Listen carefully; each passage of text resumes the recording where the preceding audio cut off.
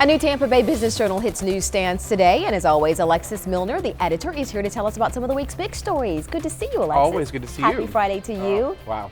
I know, weeks go by fast.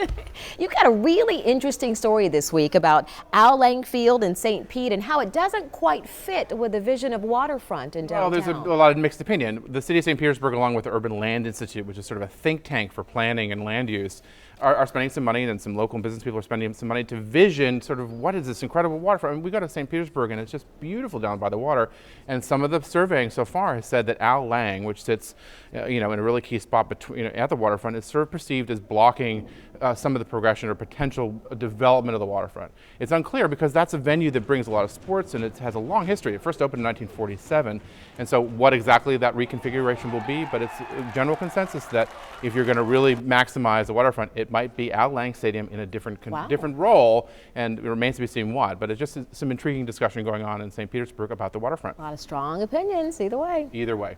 All right, next up, you've got a story about how recent troubles in Washington could impact the economy, and you talked to a professor, an economics professor, to get his take. Right, we had an economic forum with TD Bank, a breakfast about it, and the economist said that given all the troubles in Washington with the shutdown, and so now what we're hearing is that the private sector is strong enough, and we're looking at housing particularly coming back as more resilience to some of the more national struggles. So that's a good sign that the economy is better able to cope with some of the issues going on in Washington, and we look here at housing, which affects commercial real estate, industrial properties, and that kind of thing. So that's some positive signs. Another positive sign, Cigar City Brewing is now looking to diversify. Cigar City Brewing, Joey Redner, they put in $4 million into their plant over there on Spruce, but he wants to get into cider, Cigar City Cider and Mead. They were looking at Ybor City, that's not quite working out, but it's a good sign. Cider very popular these days, especially in the fall season, kind of appropriate, and more local businesses investing in our community. Fantastic. Always good to see you, Alexis. And you too, Dia. For more Business Journal headlines, go to our website, abcactionnews.com/business.